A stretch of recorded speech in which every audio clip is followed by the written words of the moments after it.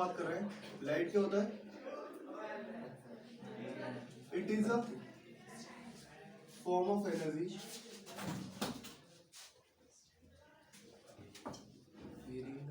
Bye which we can see. Light क्या है?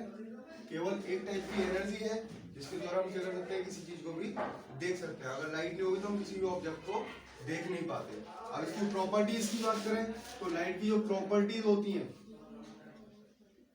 वो होती है, फर्स्ट प्रॉपर्टी क्या है, light always travels in straight line.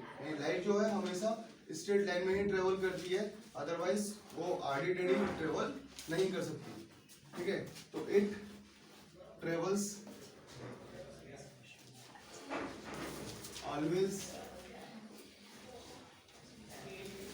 In straight line. दूसरी बात करें, दूसरा इसकी प्रॉपर्टी क्या है? ये प्रॉपर्टी शो करती है रिफ्रैक्शन, रिफ्लेक्शन, पोलराइजेशन, ये सारी प्रॉपर्टीज को वो दिखाती है। यानी किस किस प्रॉपर्टी को दिखाएगी? It shows refraction, reflection, polarization, etcetera.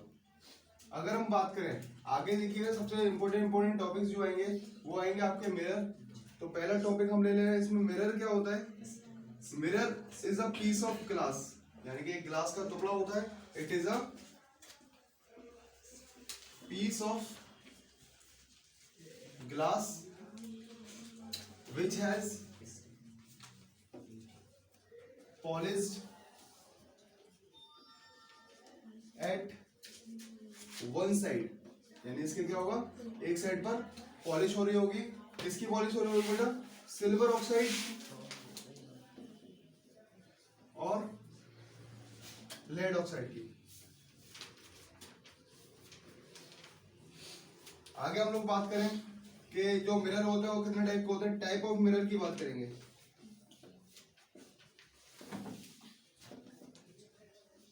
Mirror के जो टाइप होते हैं वो आपको मैं बता दूं, केवल दो ही टाइप के मिरर होते हैं। ये टाइप्स कितने टाइप के होते हैं? दो टाइप के होते हैं। एक होता है आपका प्लेन मिरर,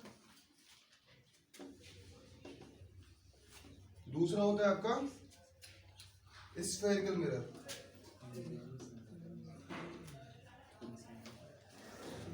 प्लेन मिरर की बात करें, प्लेन मिरर क्या होता है? ग्लास का एक सिंपल प्लेन पीस होता है, प्लेन पीस।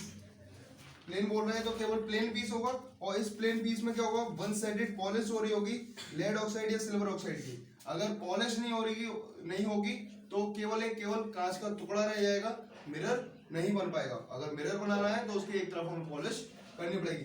दूसरी तरफ स्फेरिकल की बात करें तो spherical mirrors further two type के होते हैं, कॉनकेव एंड कॉन्वेक्स। अगर हम लोग बात करें स्फेरिकल मिरर की, स्फेरिकल में क्या होता है? हॉलो स्फीयर होता है। क्या होता है? हॉलो स्फीयर होता है। इसको 20 से ब्रेक डाउन करते हैं। 20 से ब्रेक डाउन करने के बाद क्या होगा, इसके ये दो पीसेस आपके पास में मिल जाएंगे। दो पीसेस में हमने क्या किया, एक तरफ हमने अंदर की तरफ पॉलिश कर दी और दूसरे में हमने बाहर की तरफ पॉलिश कर दी। दोनों में क्या किया? दोनों में यहाँ पर ये अंदर एक तरफ हमने किया अंदर की तरफ पॉलिश के बाहर अंदर की तरफ पॉलिश कर दी, दूसरे में हमने बाहर की ओर पॉलिश कर दी। तो उस कंडीशन में क्या होगा, जो अंदर की तरफ पॉलिश की है वो हमारा बन जाएगा बेटा कॉन्वेक्स मिरर, और जो बाहर की तरफ पॉलिश की है वो हो जाएगा हमारा कॉनकेव मिरर। अगर हम लोग बात करें, अब इंपॉर्टेंट चीज आती है, एक और इंपॉर्टेंट चीज,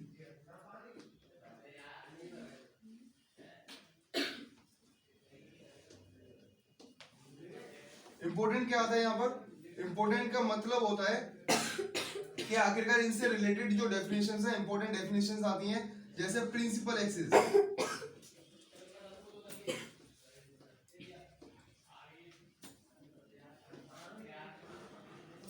दूसरा आता है आपका पोल, थर्ड होता है आपका फोकस पॉइंट, फिफ्थ होता है आपका, फोर्थ होता है आपका सेंटर ऑफ कर्वेचर,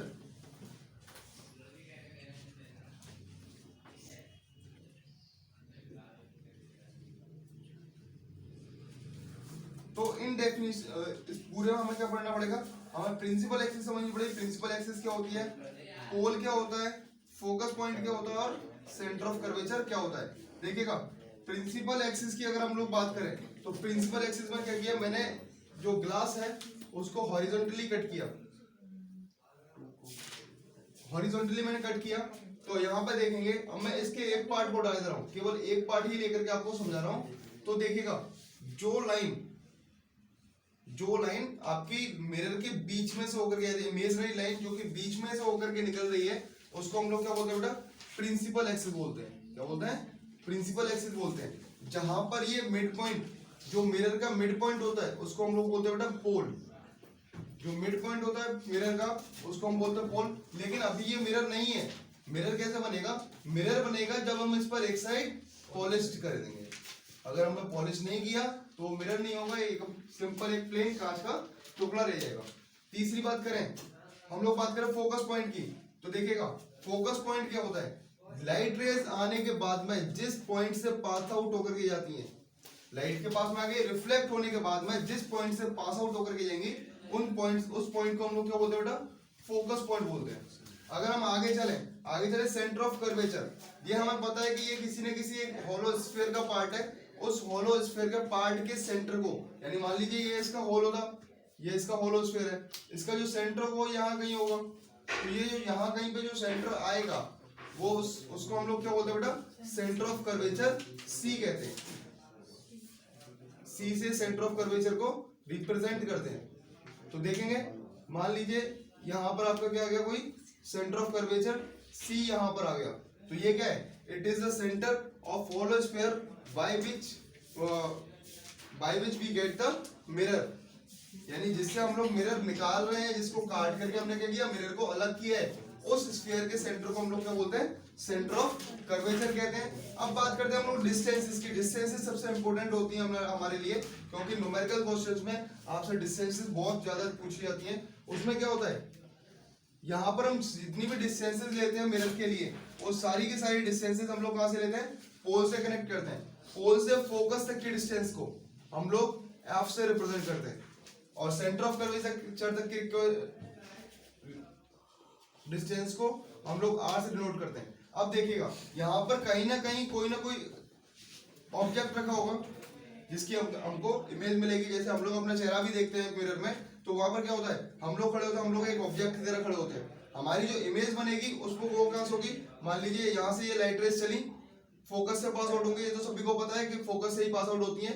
लेकिन कोई भी लाइट रे अगर सेंटर ऑफ कर्वेचर से पास आउट होती है, किससे पास आउट होती है, सेंटर ऑफ कर्वेचर से पास आउट होती है, तो उसकी इमेज, तो वो लाइट रे जिस पाथ से जाती है उसी पाथ को फॉलो करते हुए वापस भी लौट आती है। अब बात करें यहाँ पर, तो यहाँ पर ये दोनों रेज आपस में जिस जगह पर इंटरसेक्ट कर रही हैं, वहां पर हमारी क्या बनेगी, इमेज बनेगी। तो इमेज तक की डिस्टेंस को हम लोग डिनोट करते हैं बेटा v से। किससे डिनोट करते हैं, v से डिनोट करते हैं। और ऑब्जेक्ट की डिस्टेंस को u से डिनोट करते हैं। क्लियर है, कोई दिक्कत तो नहीं है इसमें। कुछ